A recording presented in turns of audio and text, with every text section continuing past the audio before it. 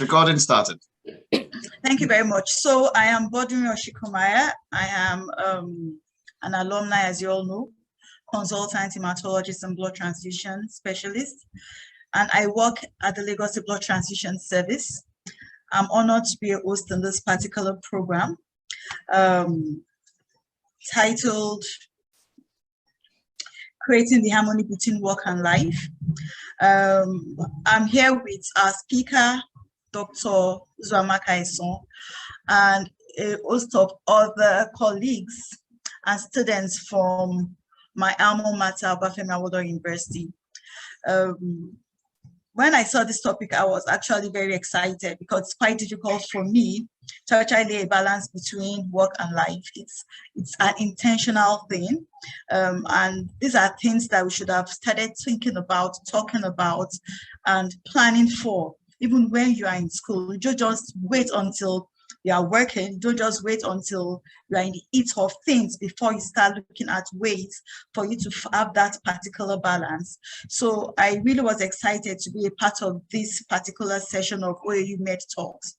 So Amaka has been here. She has been in the room since 7:30 Nigerian time. She's looking so pretty. I've always described Amaka as cool as cucumber, and today she looks cooler than ever. So I will be reading the profile of Amaka today. I said to share it. I'm going to have to share my screen so that we all follow through easily. So Uzoamaka is a family medicine physician with special interest in women's health and pediatrics. What will you expect? Someone as pretty as this shouldn't go with the men. She just take care of we females alone and all the babies in the house.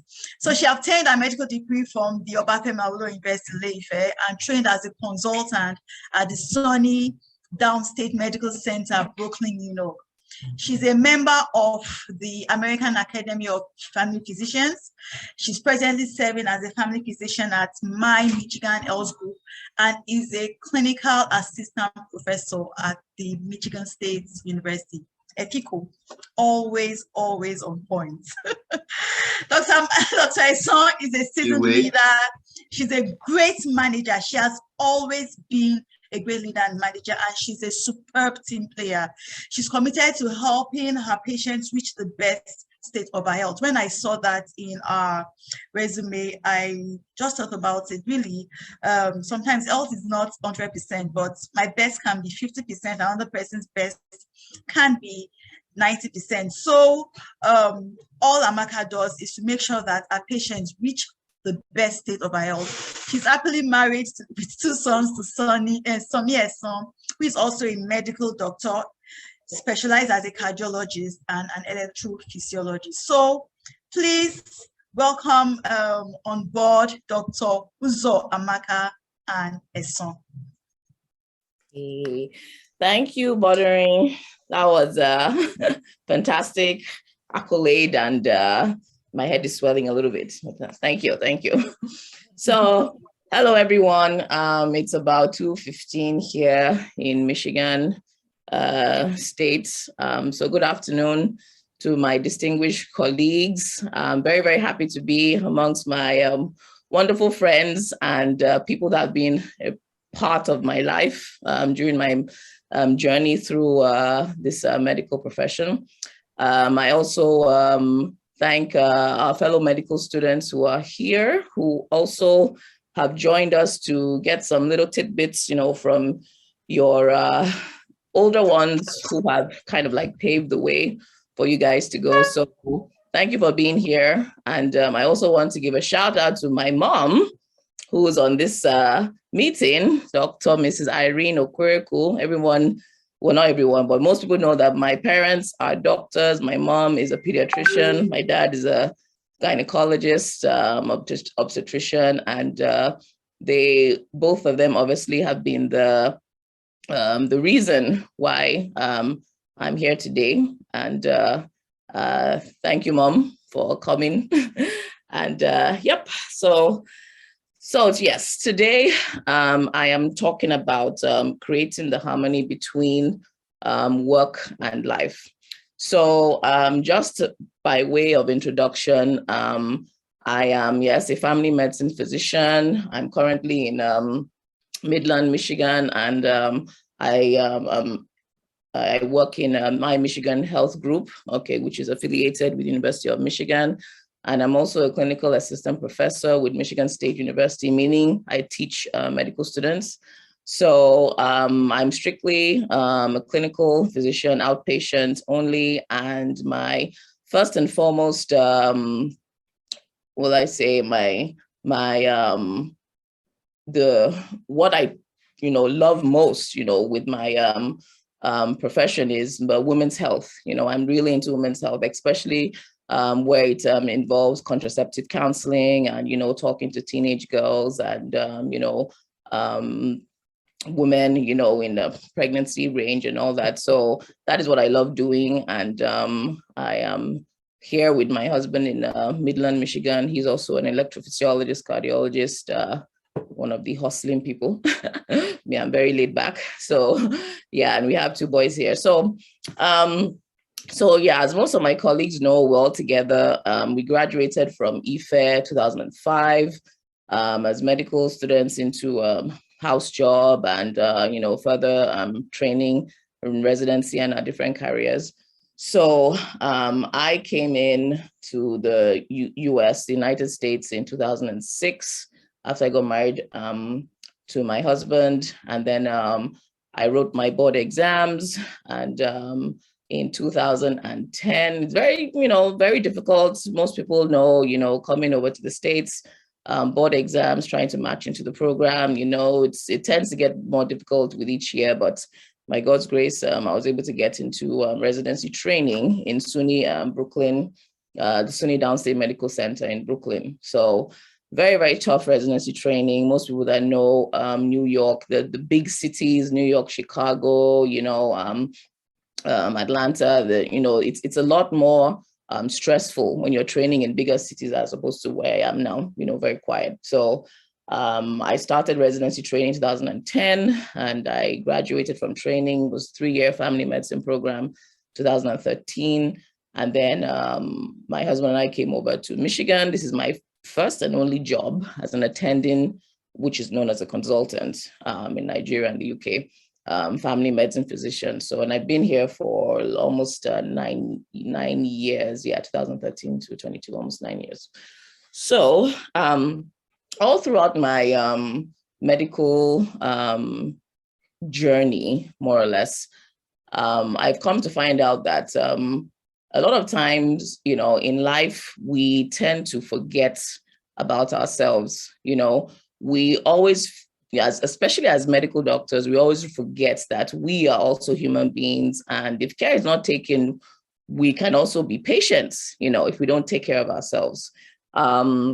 A definition of health, more or less, if you go to the World Health Organization, is a state of complete physical, mental, and social well-being, and not just merely the absence of disease or infirmity. I mean, there's so many variations of definitions, but basically that is what WHO defines health as being. You have to think of your physical, your mental, and your social well-being. And there are so many, you can digress into so many aspects of those, 3 major criteria.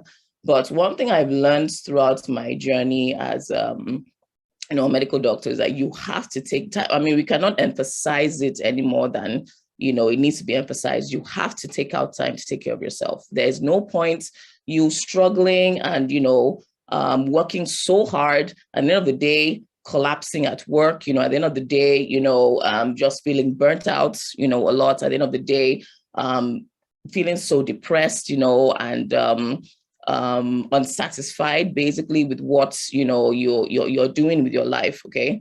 Once in a while, we always have to take that conscious efforts to give ourselves some kind of self-care. Okay. And if you want to look at the definition of self-care, it's the practice of taking an active role in protecting one's own well-being and happiness, in particular during periods of stress. You have to consciously take out some form of,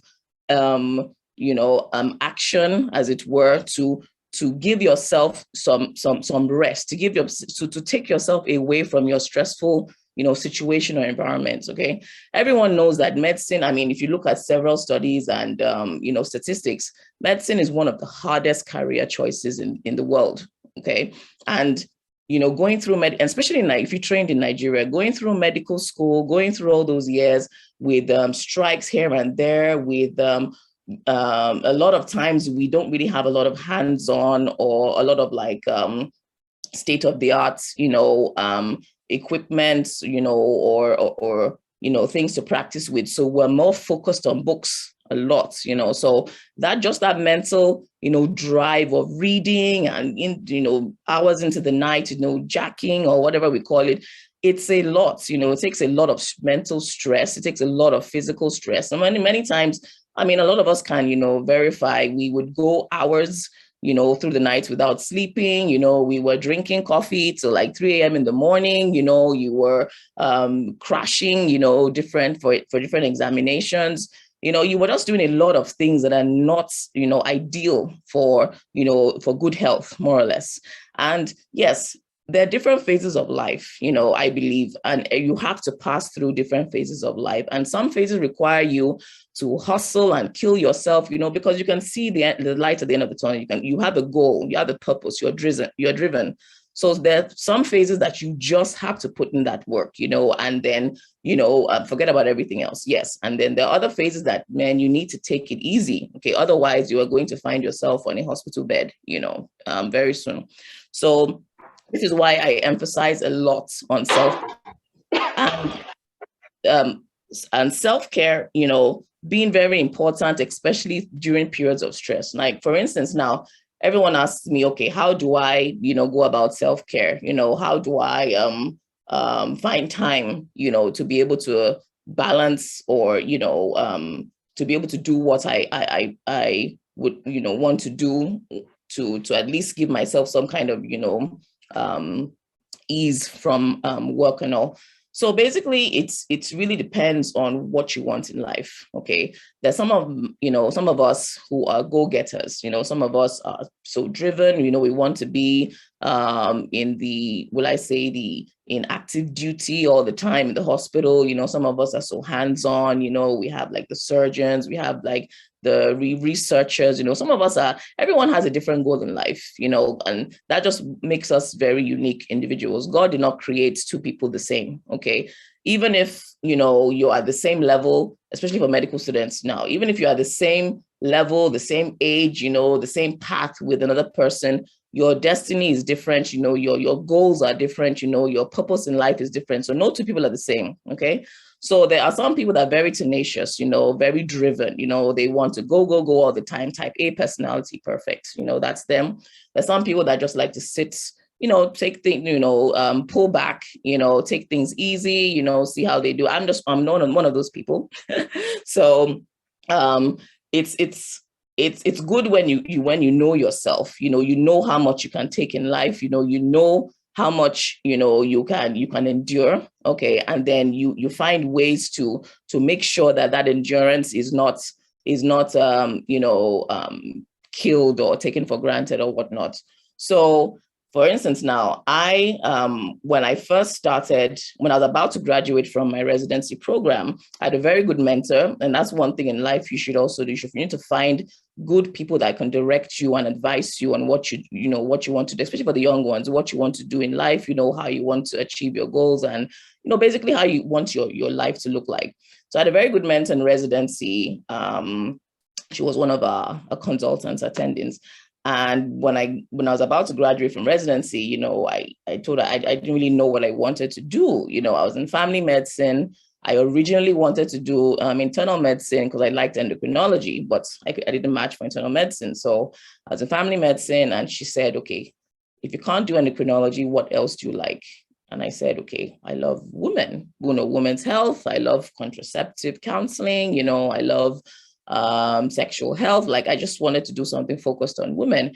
And she's like, okay, fine. You don't need a fellowship program to do that. You just, wherever you go to work, just state your desires, find a way that you can focus a lot on, what your field is, what your interest is, and just go with it. You don't have to do obstetrics or gynecology, because I just wanted something that was only clinic based. So when I came into this hospital, I only accepted outpatients just in the clinic, 4.5 days a week, and we're in my practice, we're actually a huge practice by most standards here. And we have 2 sets of family medicine groups. One focuses solely with the residents, the residency program. Then we are like the private group in the same hospital. And my private group has about 13 of us, both physician assistants, PAs, and then medical doctors. So I'm one of the only doctors that literally does everything contraceptive here. Like, I put in implants, I put in IUDs, I give depot shots, I do a lot of counseling, I do like endometrial biopsies, colposcopy. Like, I'm one of the only ones, because that's where my field is, what I love. So basically, yes, if you honestly know what you want to do in life, you know where your interest lies, great, go for it. But at the same time, you have to determine what kind of, what kind of life you want to live. Because I said, okay, fine, in spite of the fact that, yes, I'm a medical doctor, I want to work hard, I want to be an asset to my community. At the same time, I'm not going to compromise it for my family life. I want to have time for my kids. I want to have time for my husband. I want to have time for myself, more or less. So I determined that, okay, I was only going to work certain hours, or certain days of the week. I wasn't going to work on weekends, except if I was on calls. And it's great when there's a huge practice. So, call schedule is not too bad.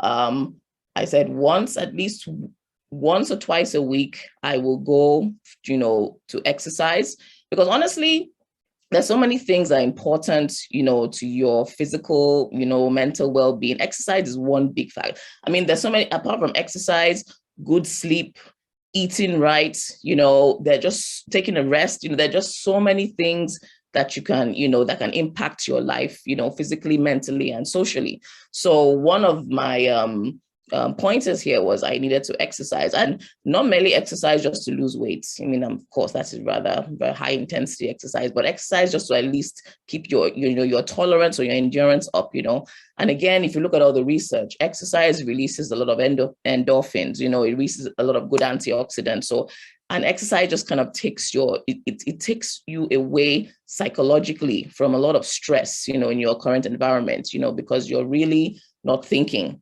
about what's happening, or what your job demands are. I even have a colleague here who works in my office here. Her way of self-care is every lunch between 12:30 and 1:30, she goes for a run. Like, if she doesn't run every day, she cannot work. Like, that is her way of self-care. And it has worked so well for her. Another of my friends who is a big financial investor in New York, she works on Wall Street. Her way of self-care is she has to go for a spa treatment every other week. Like, that is just her. I mean, you even look at companies like Google, big Fortune 500 companies, some of them mandatorily make their coworkers take a power nap. They have this section where they, certain times of the day, everybody goes for a power nap, or everybody compulsorily goes for lunch or goes outside, outside or break room, as in, because these people understand the essence of being well mentally and physically, to reduce your stress and improve your productivity at work. So there's so many ways you can look, and research and, find out what people are doing or what organizations are doing to help a lot of individuals, relieve, the stress and take care of yourself. And you just have to find out what you like. I mean, you cannot force yourself to do something you don't like, all in the name of, okay, I need to just rest or pull back. You have to find something you enjoy, because then you're encouraged to do it more. Okay. So apart from exercise, which is a very good way to go, you have things like eating right. I mean, medical school, come on, very badly. People used to eat, we would snack on the go, maybe once a day you would have a meal, you'll be eating bread and suya at 3 a.m. in the morning, drinking loads of coffee and, caffeinated beverages. No, I mean, honestly, those things, maybe because we're at that point in time, we're all very young, our bodies could take a lot, so hey, yeah. But now when you're in your 40s, body cannot do that. Sorry, your body's going to complain and talk, So eating right is very essential. Number one, even here, when I talk to my patients, I preach, you have to drink water. There's no, there's no substitute for water. You can fool yourself and drink gallons of tea and milk and coffee and soft drinks. There is no substitute for water. Your body needs water. Your cells, for good metabolism, your kidneys, it needs water. And most of the time, you never realize how dehydrated you are till you drink that water. And it's always 1 to 2 liters of water every day. So that's another good point. Apart from exercising, apart from taking yourself away from physical or mental stress, you have to eat right. You have to drink water, a balanced meal. We've always preached it from when kids are born, to when you're an adult. There's so many, metabolic, conditions or derangements, like diabetes, high blood pressure, that have been linked to just diet alone. So you have to make sure that, yes, you are eating right and you are, doing physical activity. Yeah, that can definitely reduce, the amount of stress in your life.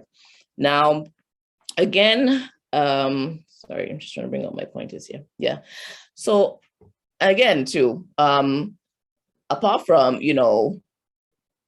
taking some time out, resting, eating right, exercising, a lot of times, some people say, okay, I work, every day, I work 60 hours a week, how on earth am I going to find time to be able to, take care of myself, in between my family, in between, driving up and down to work? How on earth do I find time?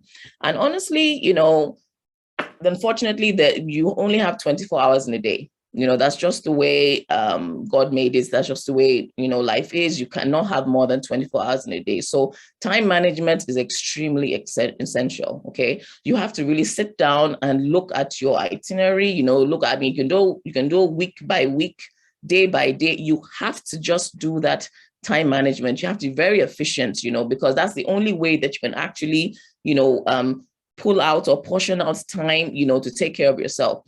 Some people, fine, if you're so stressed out during the week or, your job demands that you just have to be very, very, you have to exert yourself at work. Some people, even if it's just taking a 15 minutes, power nap, just close your eyes during, no disturbance, stay in your office, stay in your room, sometimes even staying in your car. I have a patient when because she has a large family and she, has a very high demanding job. She says sometimes every day, the only thing she can do is when she gets home. So when she pulls into a garage, family doesn't know she's there. She just sits in her car and closes her eyes for about 20 minutes, because she just needs to de-stress. She needs to just process everything that's gone on, take some deep breaths, just rest, before she goes to face her family, So sometimes doing some, unique things, can just help. Whatever you can find time to do, it can take 15-20 minutes a day, it can be an hour. Some people are very good into reading, they read also. There's so many books now. You don't even need a physical book now. You can download stuff online. Some people, that's just their go-to, they love to read. Some people just catch up with the news. Some people, like me, in the evenings, I watch what we call mindless TV. We just put on YouTube, after watching the news and all, and watch a lot of Nigerians comedies and skits and laugh ourselves, off our chairs, because I'm like, it's just a way of de-stress. Like one thing my husband used to do, which I always admired, and I could never understand really why, was my husband said whenever he came into the house, he did not do anything related to work. Like I am so opposite, because I'm not, I mean, I'm a little slow with catching up with my electronic charts at work, so sometimes after I get home, I still get the kids, dinner, everybody's settled. Then in the evening, I bring out my laptop and I start again. My husband, it doesn't matter how many charts or notes he has. My husband says he would never do work at home because when he walks into the door, he has left home behind him. It's like dusting off his slippers. Sorry, he has left work behind him, because that's just his own way of his own self-care, it's his own way to de-stress. He's not going to bring anything from work home.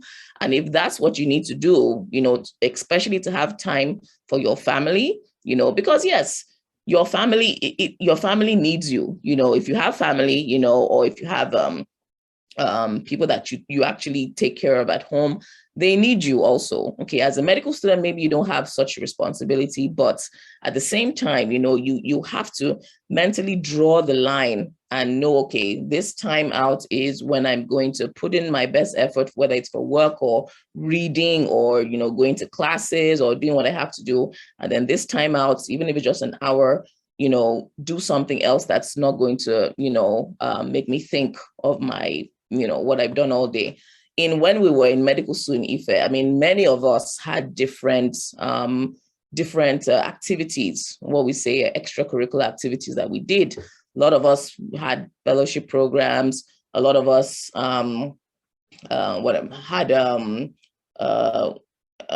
outings.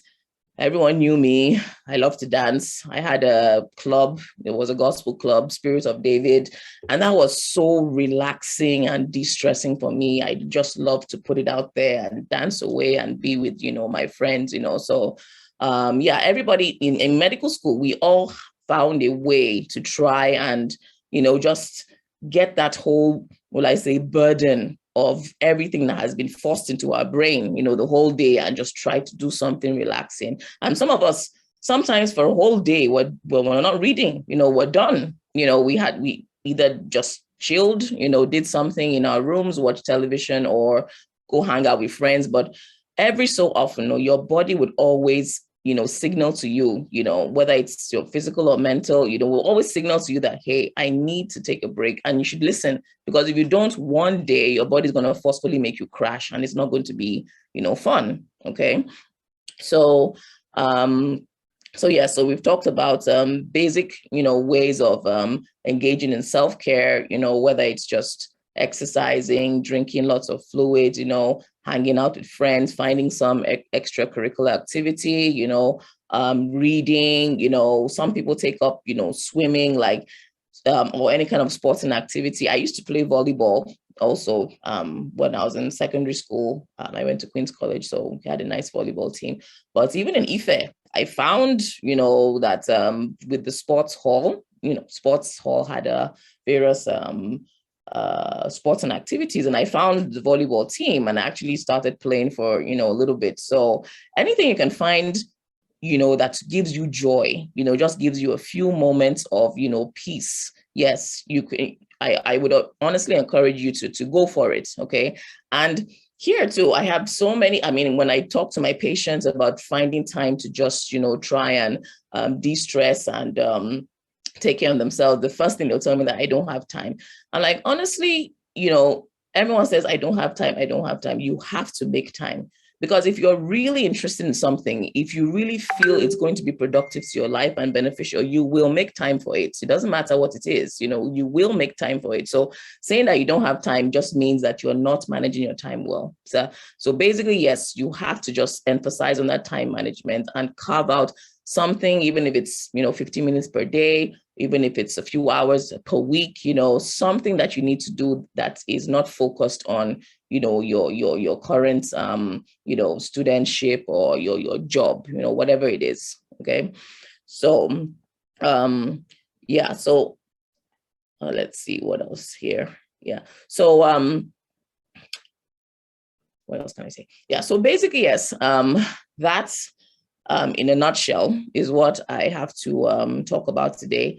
I don't know if anybody else has some additional things to say. This is an interactive program. So if you have something that you would talk about, maybe you have like a little story of how you had to, take care of some priorities in your life and like kind of like readjust your schedule, and how you had to find time, to help yourself or help somebody else, then fine, feel free at any time, to contribute. But yes, essentially, yes, if you know that you want to, live a good life, if you know that you want to be happy, or if you want to enjoy, the work of your hands, or everything that you have strive to achieve in life, there always has to be a balance. There always has to be some kind of harmony between life and work, whether you're a man, woman, it doesn't matter who you are, mother, father, you're single, it doesn't matter who you are. At the end of the day, we are all human. At the end of the day, we all function the same to some degree. At the end of the day, stress is always a major, nobody can avoid stress in life. There's just no way you can go about it. There has to be some kind of stress, and it may come at any time. It may come, probably has been with you all through your life. It doesn't matter where it is, but at the end of the day, you have to figure out how on earth to use this stress, in a sense, to motivate you, to get some kind of like self-help. Okay. Even here, I know I think in Lagos, there's I don't know if there's one of my friends even told me about this, there are a lot of like mentorship programs, springing up. There was somebody told me about this self-care facility that's in Lagos. I don't know if it's true, but there's this self-care facility that, if you go there, they have a lot of mentors or people that, coaches, more or less. Yeah. And they're even up here, even online. I have several friends who are, orators and, coaches about how to, create harmony between, life, work, and whatever ramification, that they focus on. But yeah, there are a lot of people, because right now, a lot of people have noticed that, yes, it's essential, especially to the way you view life. It's very essential for you to have a balance in everything you do. Here, here, medical studies, so many studies have, shown the statistics of even physician burnouts. Unfortunately, every year at least you hear some sad stories about very well-known celebrities, or even some physicians, or even residents in training who have unfortunately committed suicide, or they're so depressed, and then you tend to ask yourself, how on earth, was this person driven to the point that they had to take their own life? And at the end of the day, it's simply because of stress, because they just have not found the time, or have not found the ability to just, pull things apart, to try and give themselves some kind of, reprieve, or just to try to just, focus on what would help their well-being. Or maybe they did, but it was too late, So unfortunately, those figures tend to be steady. Hopefully they're not on the rise, but every year you always hear about some, sad story. And at the end of the day, we never want, any one of us, or anyone that we know, or any family member or friend, you never want to hear that kind of story. And if you know somebody who is going through, a lot of difficulties right now, the easiest thing you can do, even if you can't really help the person, it's just to talk to the person consistently about finding some way to get some, self-care.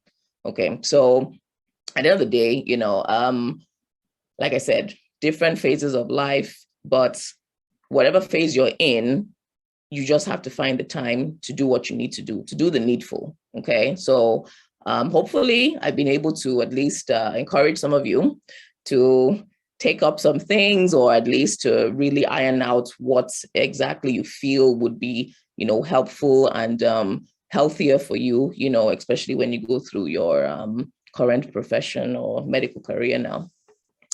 Thank you. Thank you very, very, very much, Dr. Eson. I actually believe that you were talking to me much more than our junior colleagues. And honestly, I feel that this particular session was actually meant for me. So I got a lot of things from here. I just have about 1 minute to talk about it before we have questions and answers from our participants and attendees. So the first thing is, you really talked about self-care. That is true. You mentioned that it's really, really important in terms of stress and with respect to our mental health. For us to have very good self-care, you mentioned things about exercising, having good sleep, eating right, drinking right. Amaka, that's just for me. And I'm sure many of our students, when I was in school, I used to take a lot of concussion. I used to take kola nut and Coke mixed together. I'll put pieces of kola nut inside my bottle of Coke and leave it overnight to ferment. And once I take it, I'm awake all through. So we need to eat right. You need to drink right. Water, there is no substitute for water. I agree with you. We are almost always dehydrated, and this actually affects us in different ways. I wrote something here that Amaka is somebody that walks a talk. Amaka, anytime I see your Facebook profile, you always take time to rest, take time to ease out the stress. And even in school, you talked about your dance group, you talked about doing different types of exercise, even your group of friends. I know you've always been someone that has been very good at balancing both life and work. So Amaka is not just saying theory if you're listening to her. She's actually talking from experience. You mentioned something about mentorship. Having a very good mentor, there is also no substitute for it. You talked about how your mentor helped you to choose the right specialty and helped you to be who you are today. I talked about being determined in life. You also mentioned something that you must take time out. If you do not have that time, that means there is poor time management. Time management in school is, look, everything just keeps going. Right now, I'm aware that we're preparing for surgery end of posting. I know that everybody's quite tensed up now, and it's more difficult to manage time when you have so much to read. But you know, time management, you just have to manage your time. You must take time off, either daily, weekly, to actually give yourself some self-care. You said lots of things. Good mental health helps to increase your productivity. And we also talked about different ways that we can ease our tension. Fellowship is there. We have some of our Muslim brethren too. A lot of activity goes on in both the Muslim and Christian circles. You could organize class trips. I know that we have some class trips there that was so much fun. And then you could watch movies. There's Netflix now. So with Netflix, you have a lot of movies there that you could watch.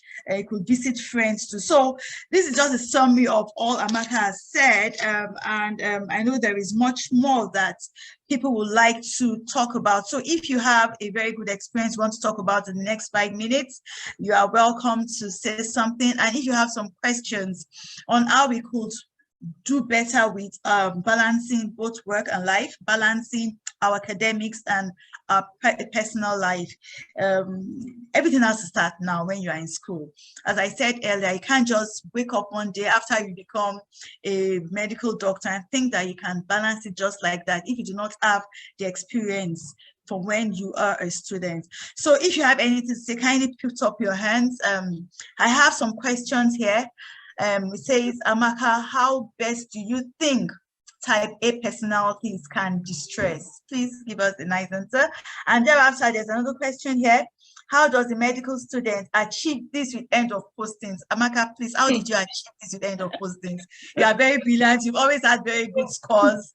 Please tell us how you did it. Okay, so let me talk about the type A personality. Yeah, so that's from Pastor Leko. Nice. Yes, are you type A? I don't know.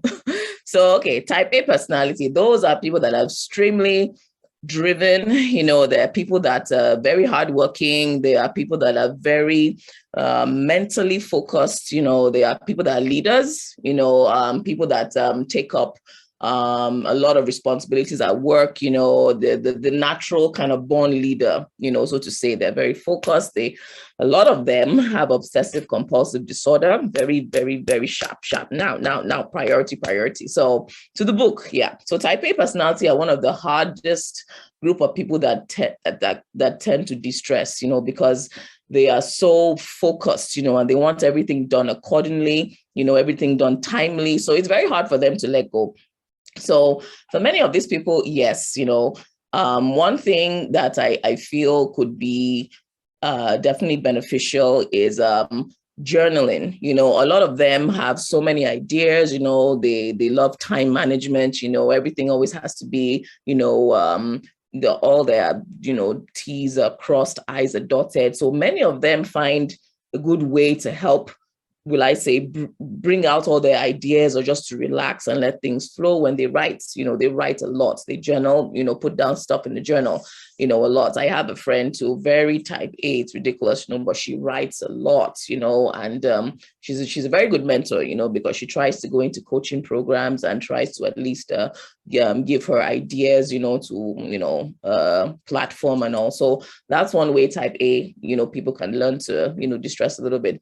Secondly, because they are such good time managers, type A plus people do not have an excuse to take out time to do something else.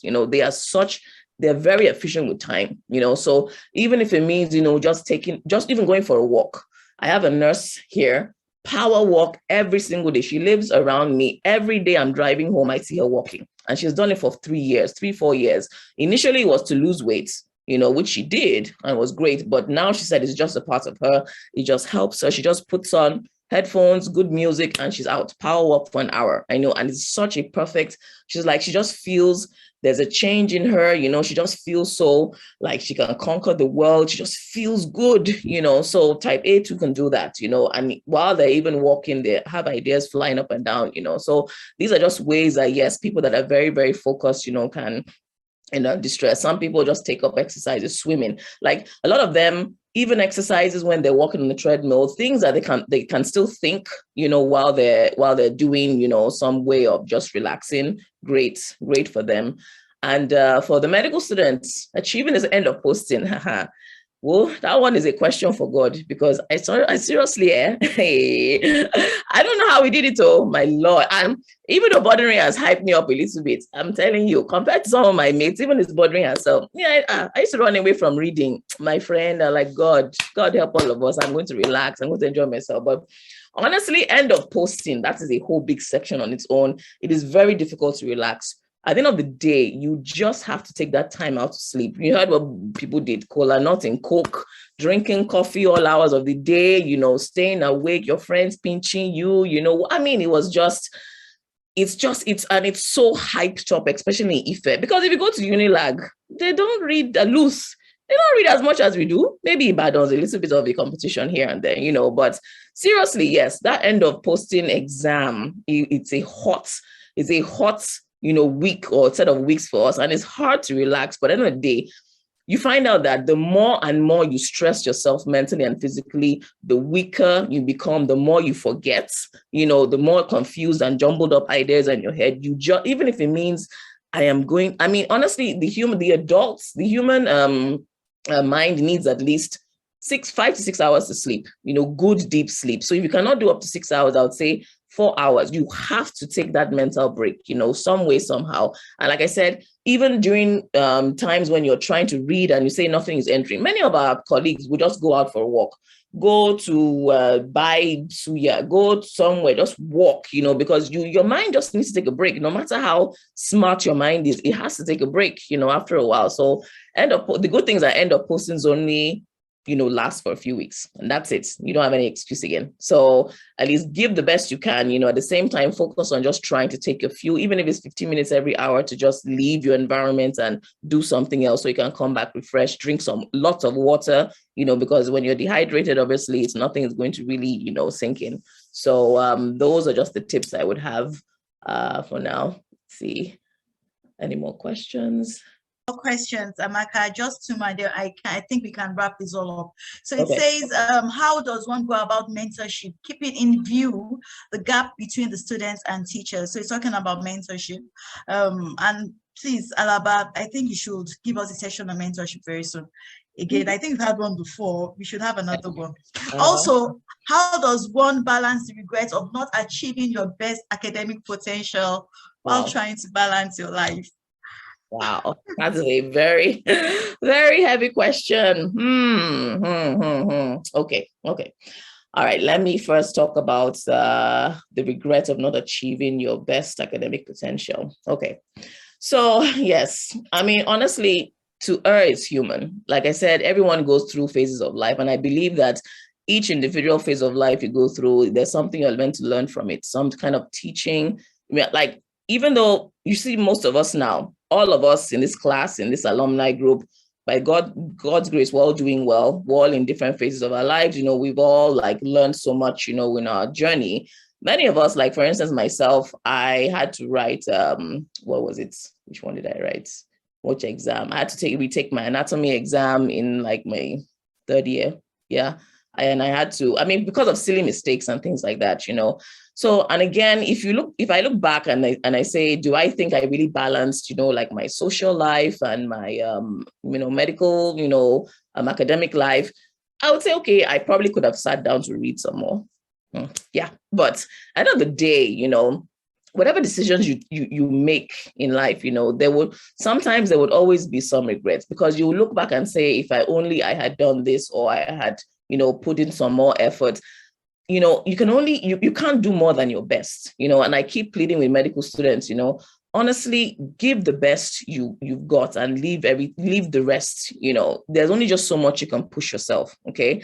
In life, you cannot hang on to regret. They say you don't cry over, spilt milk on the floor. If there's something you cannot change, then you let it go. And at the end of the day, you just repurpose yourself and say, okay, I'm going to work harder. You always learn from your mistakes, and you can never pass through life without making mistakes. It's not possible. Even the best doctor in the world, or the best medical student, everybody has to make mistakes, and look back and say, okay, yes, I didn't do as well. The next time I'm going to do better. So you just have to let go. Otherwise, it's going to be like a noose around your neck and pull you down. You're going to be frustrated, trying to even be more than what you can, actually do. So that's a keynote I would say on that. And then mentorship, the view gaps, students and teachers. So I think, was it 2 speakers before or the last month, when many of us had so many teachers that we admired in medical school. I mean, so many of our lecturers, so many of our consultants,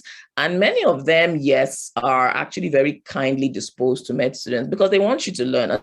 A little frightening, you can't go to them, or, if you go to them, you have palpitations and all that. But I would say, when you're going through your rotations, you would just find somebody who kind of like, has the same ideas or interests as you, someone that you feel is approachable, and honestly, when you approach one of the teachers, the worst thing they can say is, I don't have your time, or no. Fine, don't take offense, look for somebody else. There's always going to be somebody who has medical students' interest at heart, and then who would always be a good mentor. There were so many of them. I don't know who the current consultants or teachers are now, but there will always be someone, in spite of the age gap, because many of these teachers, they always want to see you succeed.